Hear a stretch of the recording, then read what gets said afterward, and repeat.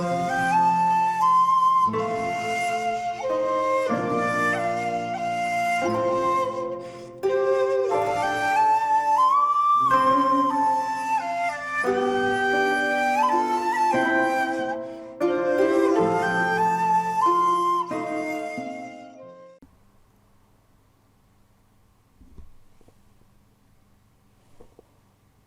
have such sights to show you.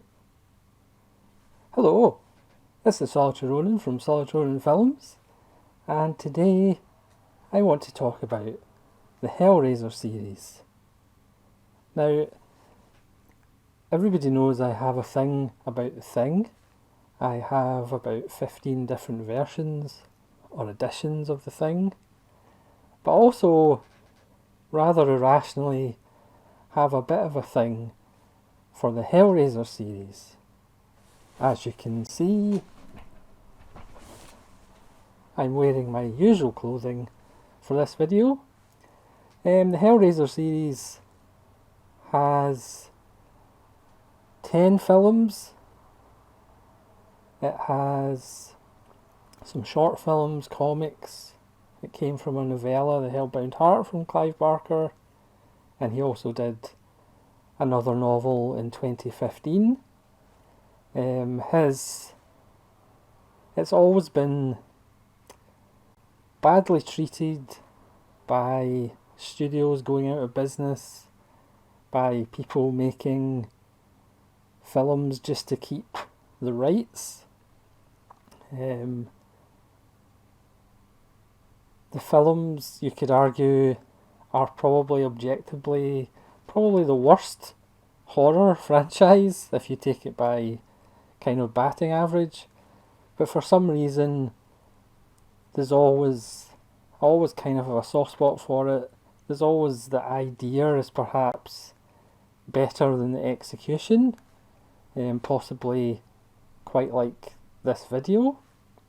So I'm just going to go through the 10 films and talk a little bit about Hellraiser, but I might actually just take my mask off, and underneath it's not Doug Bradley, so I might say I'm probably better with the mask on. So like I say, I'm probably have a little bit too much of a soft spot for Hellraiser. There's a signed copy of Doug Bradley, not myself, with Clive Barker.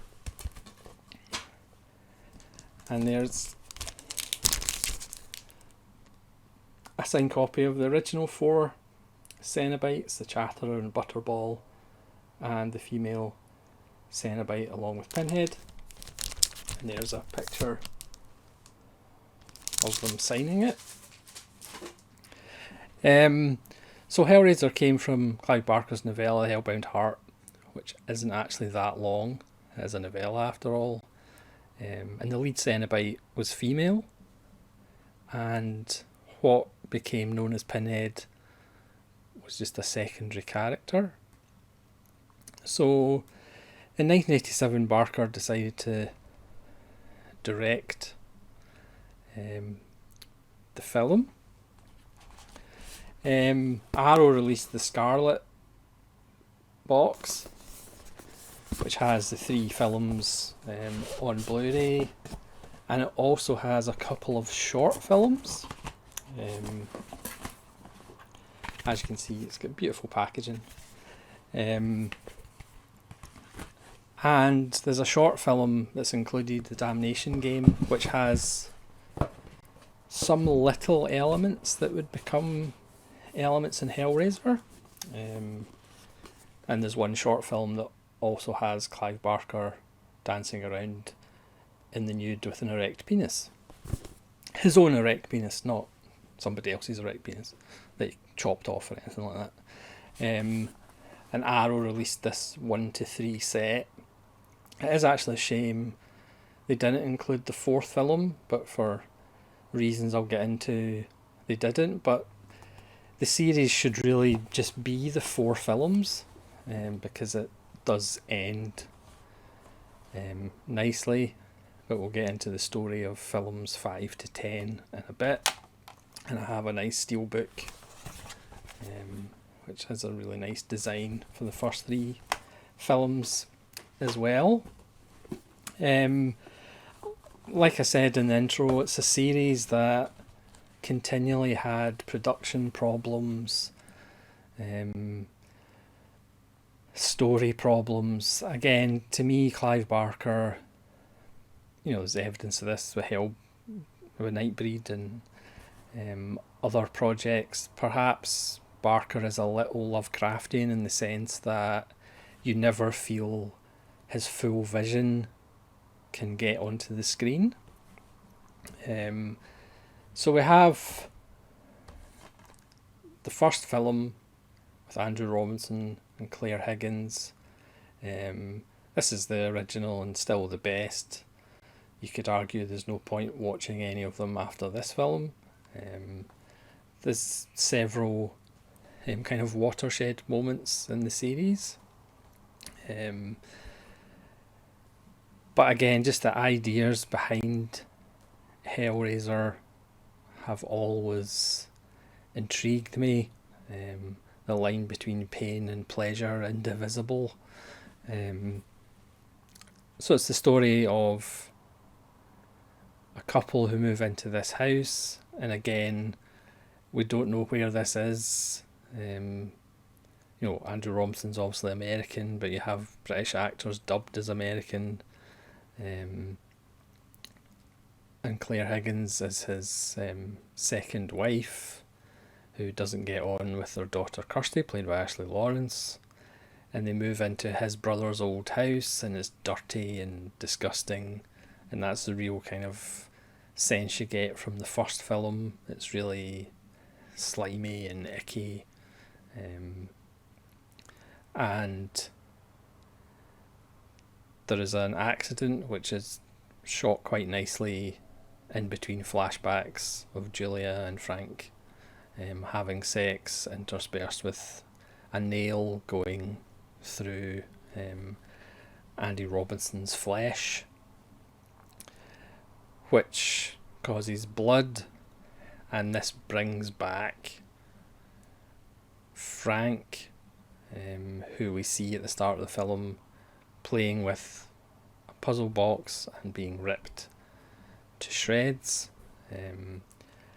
And Julia, because of her feelings for Frank, she agrees to kill people so Frank can get his skin back and reincarnate and be resurrected. And he talks about the Cenobites who showed him all this pleasure and pain. And it is interesting how little the Cenobites are actually in the first film. And obviously that would perhaps change later in the series.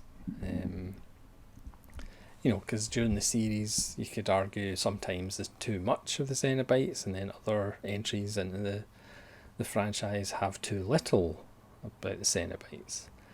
But again, it's the idea of, it is like a modern fairy tale. The Claire Higgins is the evil stepmother, basically. It's a whole thing about incest, and again, the body horror aspects, the resurrection scene in the attic is spectacular, and the music we should probably talk about, by Christopher Young, has a real majesty and a real kind of celebration of the grotesque. The same way Clive Barker's writing is very ornate and very poetic when he's describing horrible things. He does have a flair for being very lavish in description and poetic of description of horrible things.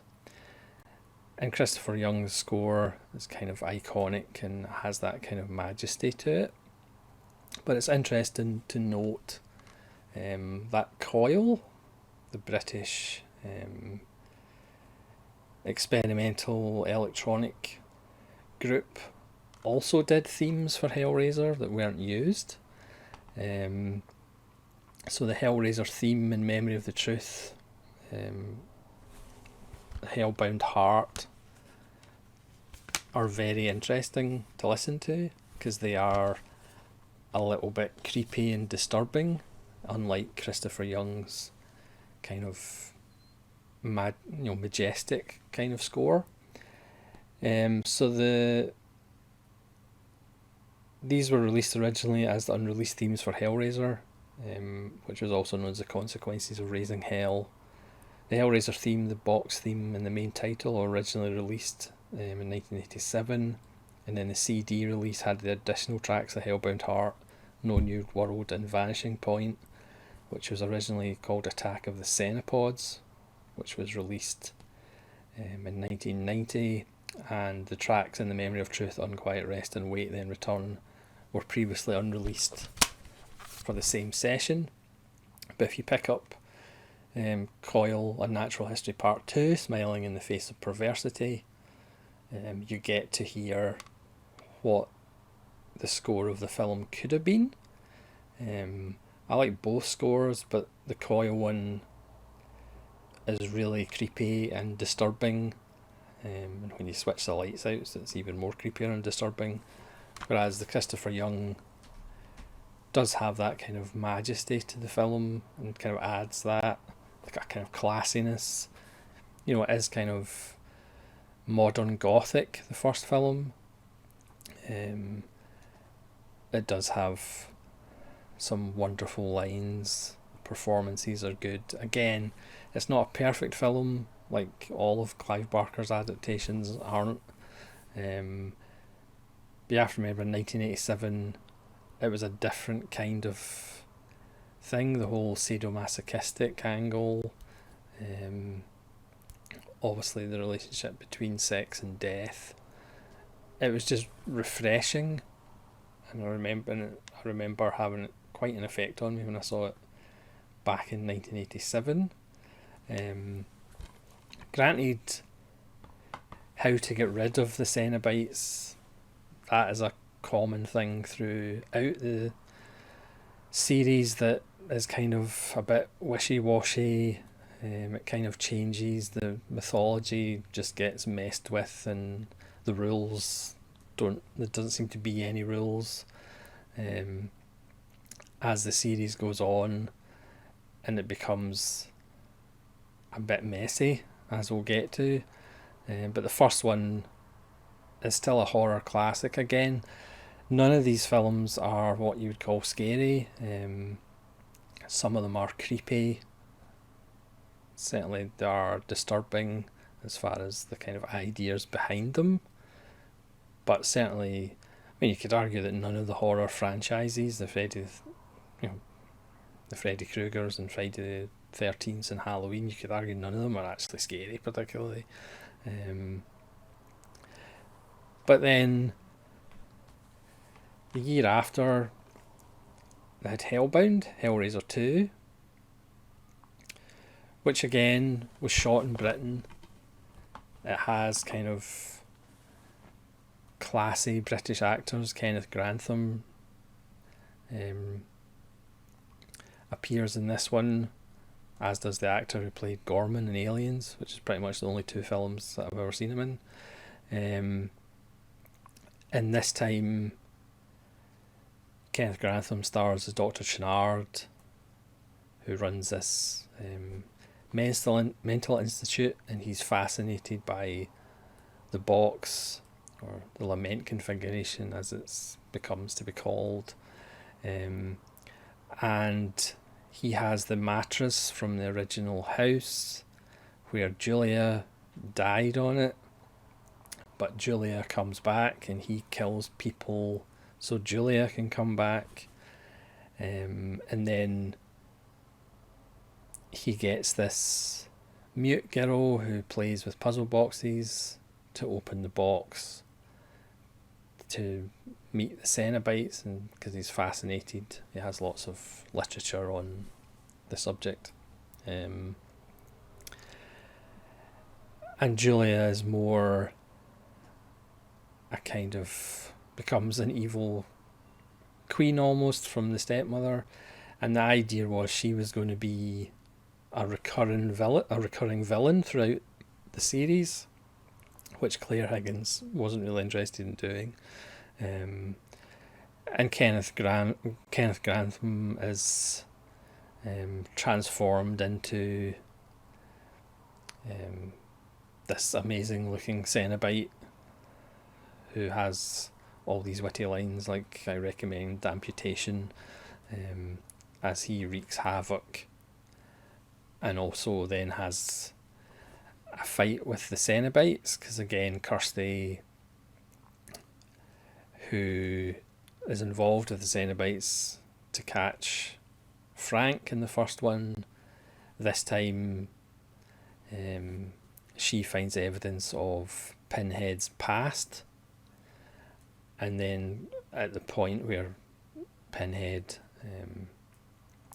who was only Pinhead after kind of the first film and the name got on, is going to have his wicked way with her, she gives him a photograph, and he was in World War One, and again, there's some interesting lore about obviously how in World War One soldiers came back and they were completely messed up, and some took to the bottle, whereas his character Elliot, also played by Doug Bradley, he gets a hold of a box and he becomes Pinhead. Again, how he became Pinhead, so at that point there was no Cenobites before this, but then if they've been there forever, then surely there was Cenobites before Pinhead, so what made Elliot special to become Pinhead?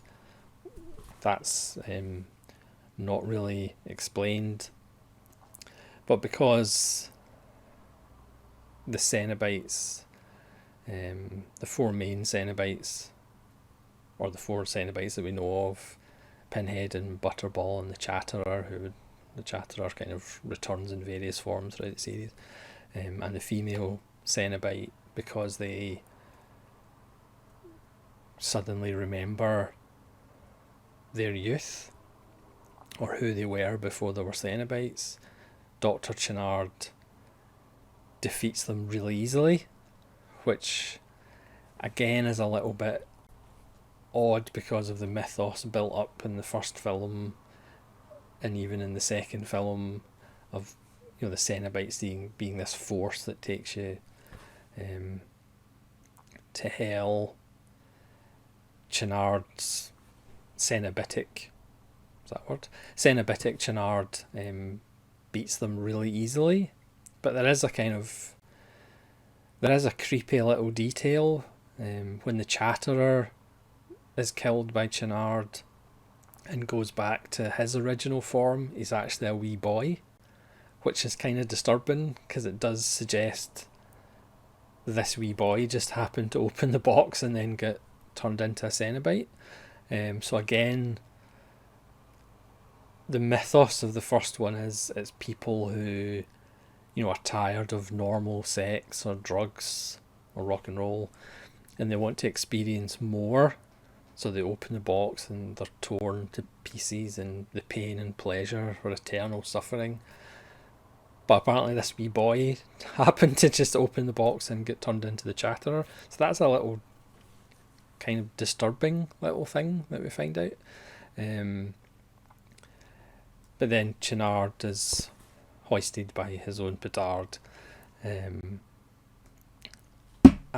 the second one ends. Now again, you could argue you don't need to watch anything after the second one. Some people might argue that you don't have to watch after the first one. But then 4 years later now, we have Hellraiser 3 Hell on Earth. Now this for me is the first watershed moment, as the film is not shot in Britain anymore. It goes to North Carolina for various reasons. Again, New World. The company is now Dimension Films. It goes to North Carolina.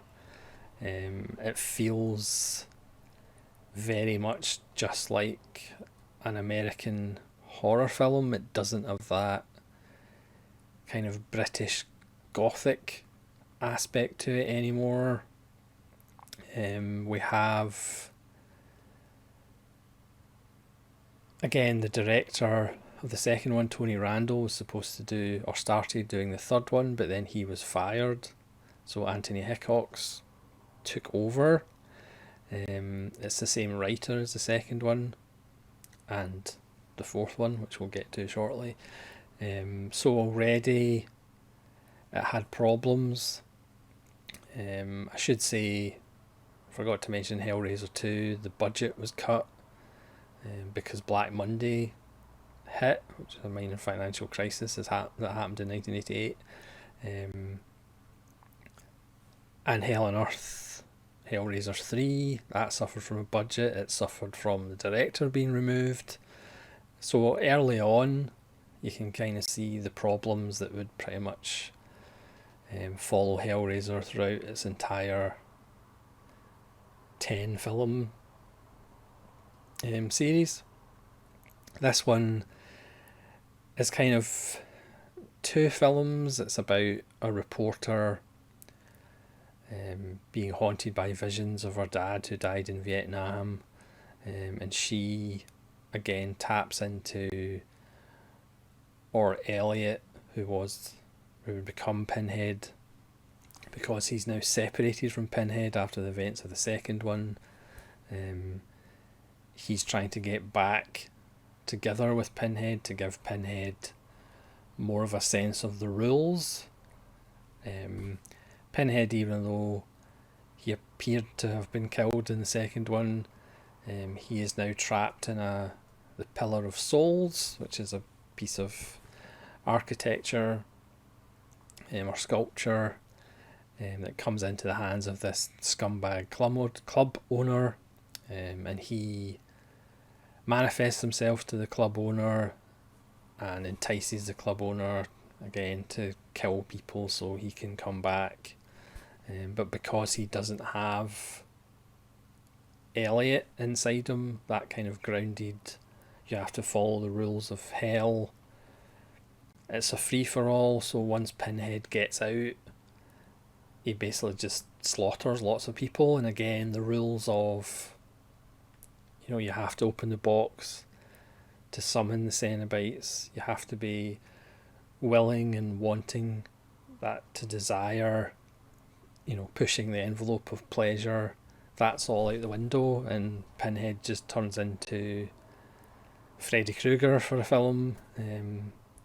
Don't get me wrong, he does have some wonderful one-liners, especially when he gets into a church with I Am the Way, which is a wonderful scene, which got the film into slight controversy because it was being filmed in the Bible Belt and people were offended by that. All the gore and killings, that's not offensive, but Pinhead going, reading from the sacrament, that was kind of offensive. Because he's just broken out of this sculpture, the Cenobites, again, Butterball and the Chatterer, and the female Cenobite, they're all gone because they were killed in the second film, but Pinhead's back even though he was killed in the second film. But that's so he creates these kind of pseudo Cenobites. So we have a CD headed one, we have somebody with a camera, and this is the reporter's cameraman. He has a camera in his head. The barman from the club, who's actually played by the writer Peter Atkins, he has cocktail bombs and blows fire out of his mouth. And we have 2 characters. The owner of the club, he gets turned into a pseudo Cenobite, and so does the girl that the reporter kind of befriends and gets linked into the club with. So the new Cenobites do feel, again, not part of the original mythos, but that is the reasoning for it, because Pinhead isn't burdened by the rules. He can pretty much do what he likes until the reporter, played by Terry Farrell, who would obviously go on to do Star Trek, and Elliot kind of trap Pinhead and force Elliot and Pinhead to come together again, to make a Pinhead that follows the rules. The film is a bit of a mess. Again, you can tell it suffers from, different visions. It suffers from budget, because obviously the budgets of these films got smaller and smaller and smaller as the series continued. I'm not even sure why all these films were made, because it was never a series that had the kind of widespread appeal of like of Halloween or Friday the 13th or even Freddy Krueger. So it is amazing that actually so many of these films are made, because you kind of get the feeling the audience was never there. It was really just a hardcore number of people that kind of were into these films. I have no idea why. So the third one is a bit of an outlier, because again it's transatlantic. It feels like an American film because it is an American film. It leaves behind the kind of roots of what Hellraiser was about, I think. But then 4 years later we have Hellraiser Bloodline, which does get a lot of abuse, but I actually prefer it to the third one. And again, the 4 films, that's where it should have ended, because it does end in a natural way. Now, Bloodline was essentially the film that was going to get the series back on track. Clive Barker, who didn't really have much to do with the third one apart from just giving his approval, basically. Later on, he just signed a check to say, yeah, you can have my name on it, but it's nothing really to do with me. Whereas Bloodline was going to have a grander vision. It was going to start in Victorian London, and it was going to have back to that kind of gothic feel of the first 2 films. And it was going to have 3 time periods: Victorian London, present day, and Pinhead in space. And Barker was kind of going to be on board with Peter Atkins again. But for various reasons, the film was a complete disaster. Kevin Yeager, who originally was going to direct it, or did direct part of it, he was a special effects background, his only film credit as, but it also bears the dreaded Alan Smithy name, because he wanted to take his name off from it. Again, budget cuts. Stuart Gordon of Reanimator fame was attached to it at one point. Guillermo del Toro actually turned it down. He was attached, or he was offered to do it as well. It was originally going to be, they changed it to 18th century France. They were going to focus on the toy maker, how the box came to be a portal to hell, and then the present day, and then Pinhead in space. And it was going to be half an hour of each of these episodes. It was going to be chronological. That kind of changed. So we join it in space, and then we flash back to the 18th century, we flash back to present day, and then back to space. The original length was 111 minutes, and it ends up being 85 minutes. And obviously there's lots of problems, and Kevin Yeager took his name off it, so it's directed by Alan Smithy. But again, like a lot of these Hellraiser films, there's an interesting idea that's kind of over here somewhere, but they just ignore it and do something over here. But I have a soft spot for Bloodline because it is trying something different. So we go to 18th century France and the toy maker who has this job for this rich, almost like a Marquis de Sade character, who uses the box with black magic to open a portal to hell, and somehow the box then becomes part of it, but that's also not what the toy maker built it for. And he summons a demon, Angelique,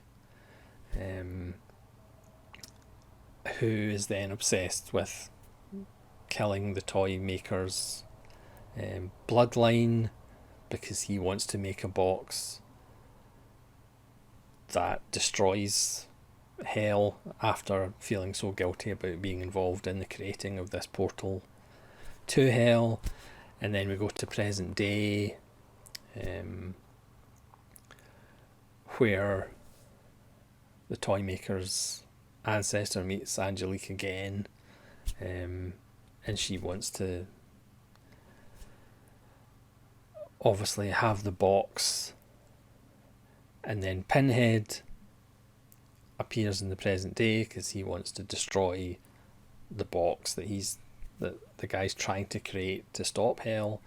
And then in the future, the ancestor with lasers has perhaps perfected this, and he wants to trap Pinhead and end the cycle, which does actually work at the end, and it does actually finish nicely and very abruptly. It pretty much finishes, and then we see the spaceship going home, and it doesn't even get halfway across the screen. It's like the titles, that's it, finished. The relationship between Pinhead and Angelique is interesting, again in various drafts of the script. There was a little bit of sexual spark between the two, but again, you can tell that this film was messed with.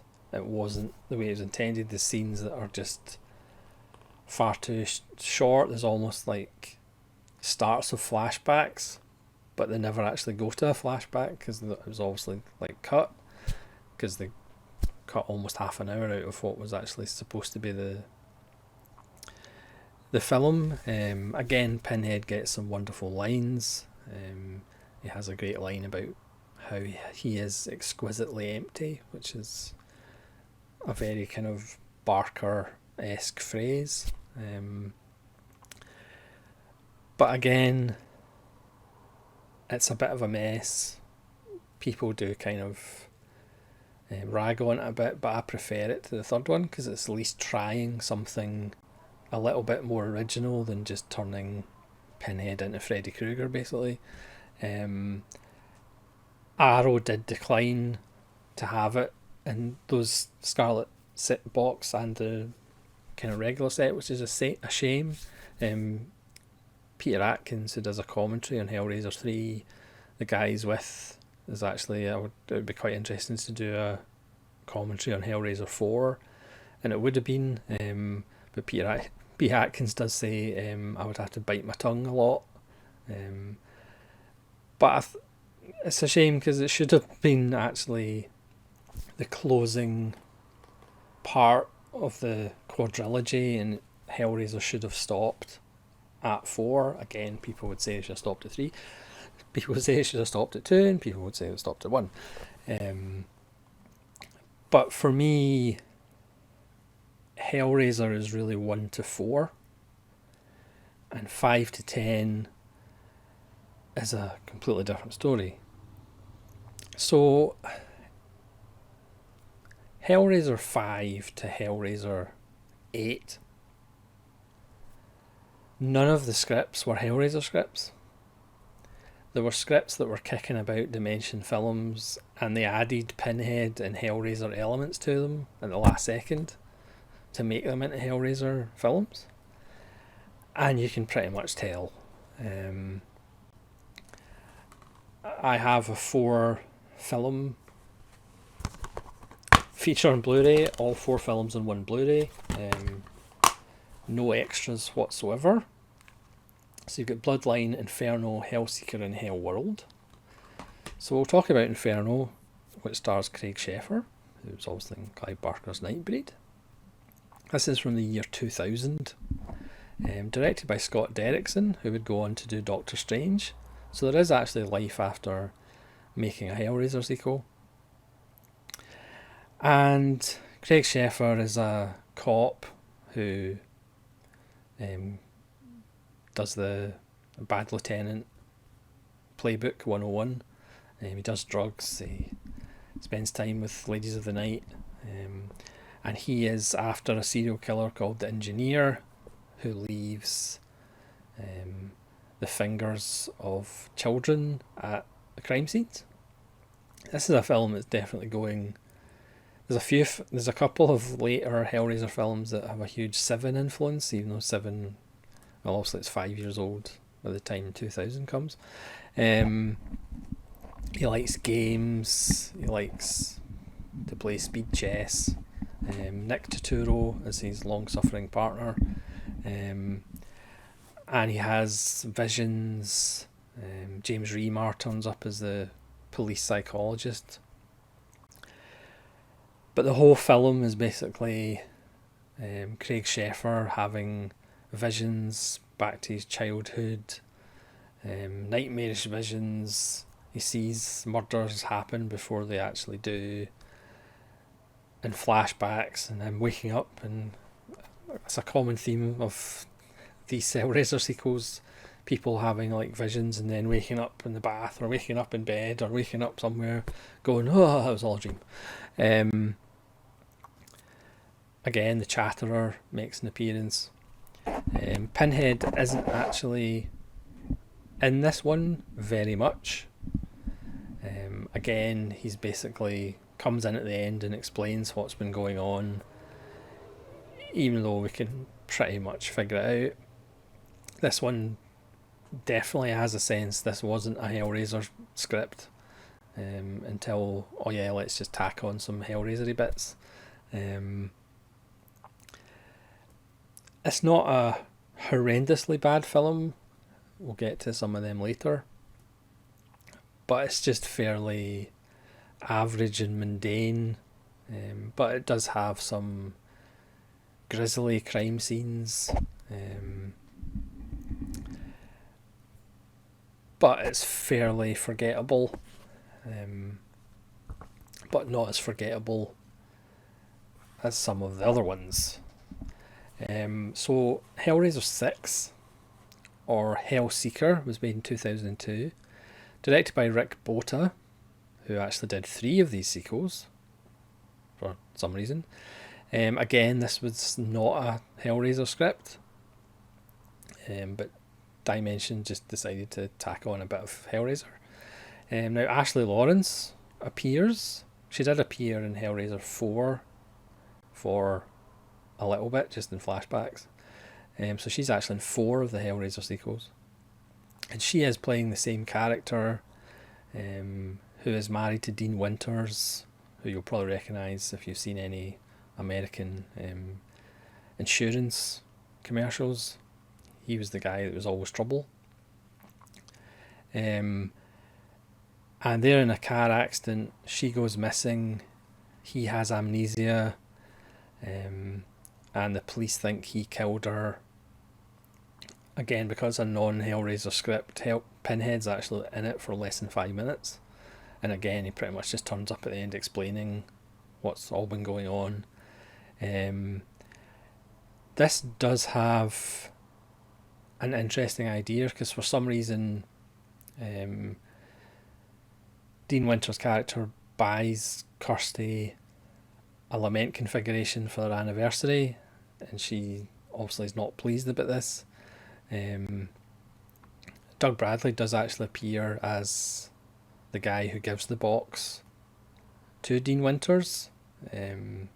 Again, as the bum character, the homeless character who does appear in a few of these films dotted around. And this is a film where Dean Winters spends the large chunk of it, again, having visions. Everybody looks at him strangely.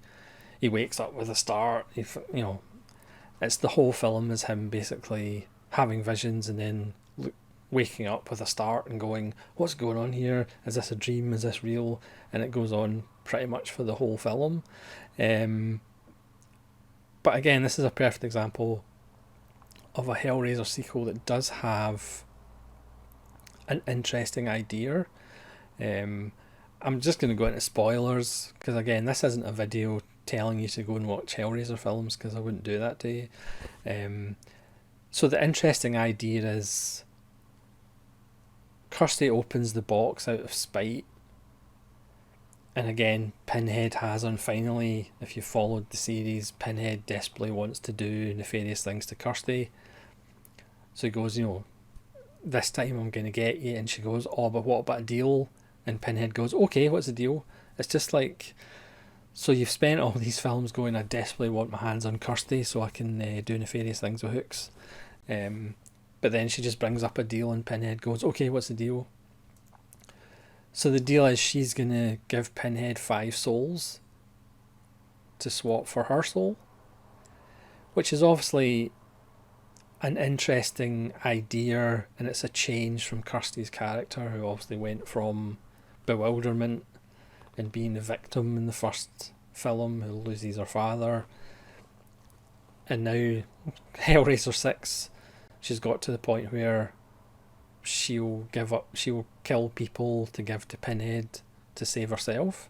But again, this idea is kind of just introduced for like 2 minutes at the end of the film, pretty much, because that's what's been going on. So again, the film just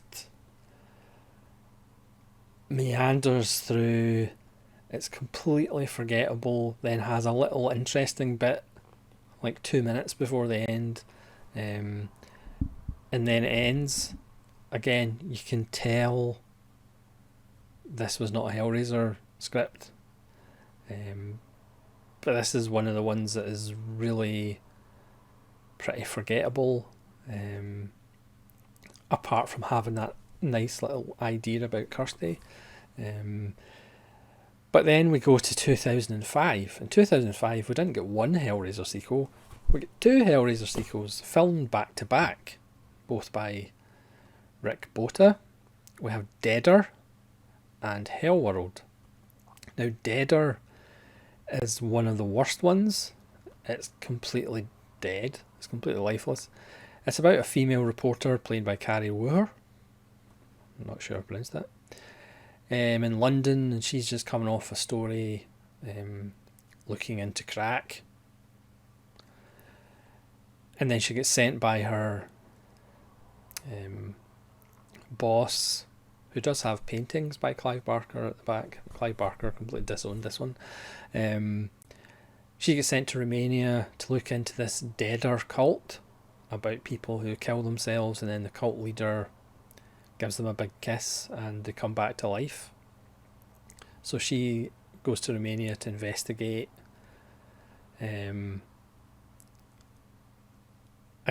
it's really not very interesting. It labours a lot. Again, Pinhead and the Cenobites aren't in it very much. They pretty much just appear at the end again.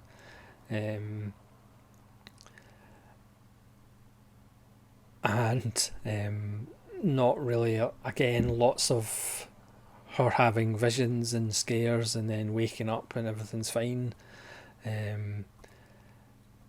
Again, they somehow shoehorn in that the cult leader is somehow related to the toy maker just at the end, which feels added on because it was added on.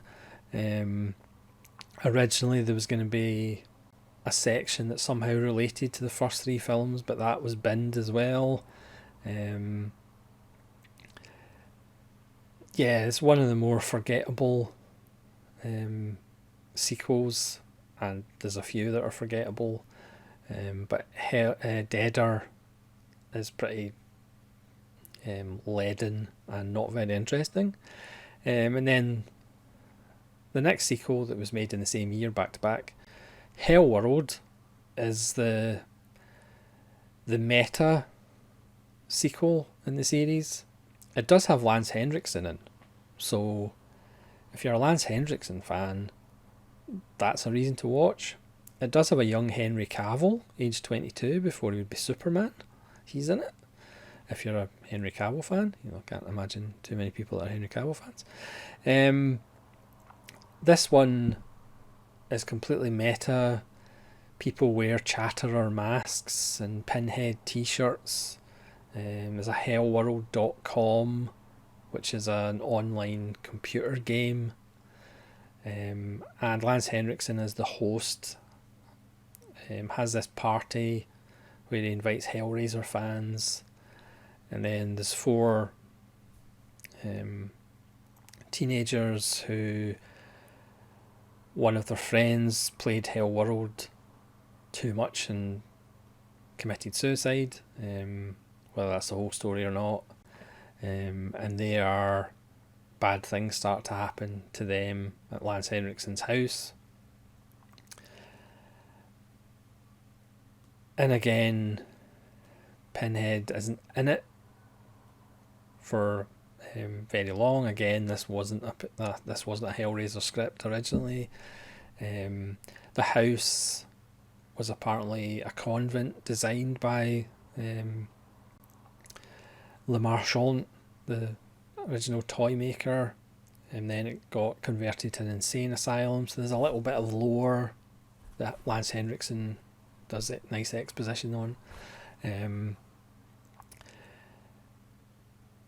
then they all have visions and they all get killed. But is that actually what's happening? You'll have to watch it to find out. Again, it's got Lance Henriksen in it, so that elevates it slightly. But again, Pinhead doesn't really have that much to do, even if he exists or not. So again, it's not a great sequel, but Lance Henriksen at least gives it a little bit of life, and he's having a blast because Lance Henriksen's a true pro. He does what he can with what he's got. And then everything went quiet for 6 years before Dimension realised they were going to lose the rights to Hellraiser, so they did Hellraiser Revelations, which is a whopping 75 minutes long, and it feels like 2.5 hours. Yeah, you do wonder sometimes when companies go, oh no, we're going to lose the rights, we better make a shit film just to keep the rights. You'd think they would maybe go, you know what, let's just give up the rights and let somebody else have a go, and they might actually make a decent film. This one's directed by Victor Garcia, who did Return to the House on Haunted Hill and Mirrors 2, so no stranger to sequels. It stars Stephen Brand, who was the villain in The Scorpion King, who obviously needed to pay off a mortgage or something. This one is pretty abysmal. This one might be the worst sequel out of the bunch. It's about 2 really annoying friends who go to Mexico to have sex and drugs and alcohol. It starts off on handheld shaky cam as we follow them to Mexico, and then it cuts a year later to their parents. The 2 families are called Craven and Bradley, and they somehow have camera footage. So their sons were lost a year ago, but they somehow found their camera. So they have camera footage of one of the boys opening the box, who was given to them by a bum. Not played by Doug Bradley, because it should say this is the first one without Doug Bradley, and well, the last two films don't have Doug Bradley, because as he says, they were going to give him pretty much a salary of a second-hand fridge, so he declined. It was made. It was a 3-week shoot. Feels like they made it in 3 days. The problem is everybody's just terrible. The two kids are just really annoying. Granted, their mothers were played by actors who were less than 10 years older than their sons, than the actors who played the sons. It basically turns into a Cenobite home invasion film, as one of the sons returns, but as in harkening back to the first film, he might not be who they think he is, and it ends up just being a home invasion film with Cenobites. Again, it's 75 minutes long, feels like a much longer film. There's a wonderful moment. The homeless bum turns up and slices one of the characters' faces up, and Stephen Brand's character, who is a doctor, says, "Get me some towels." I don't think that actually helps with people getting their faces sliced off. Just get them some towels. It'll clear right up. There's a female Chatterer Cenobite. So the Chatterer is, apart from Pinhead, the Chatterer is pretty much the one Cenobite that has the most appearances. But it's truly horrific. Yes, I have it in Blu-ray, but like I say, I've got a problem. Another problem is the Pinhead is just awful. He just looks angry the whole time. The great thing about Doug Bradley's performance is he's serene, he's calm. For the, you could say, the purer Hellraiser sequels or films, he is doing his job, it's his task. Whereas in this film, the guy who's playing Pinhead just plays him being annoyed and angry all the time. He's almost got a pout in his face, and it just doesn't really work. For me, he's probably the worst Hellraiser film in the series, and I know people may argue that's good competition. But then in 2015, Clive Barker went and wrote The Scarlet Gospels, which brings back the Hell Priest, or known as Pinhead, but he's also really the Hell Priest, and another recurring character in Clive Barker's fiction, Detective Harry Demure. This is a really good book. I was thinking I'll write a script for the Scarlet Gospels so we can actually have a proper, really good Hellraiser film. But then I got a few chapters in and realised the BBFC wouldn't give me a certificate. I'm not going to go into plot, but it's a really good read, as the Hell Priest goes for the big enchilada, and Harry Demure and his friends have to stop him, literally. Another trip to hell for different reasons.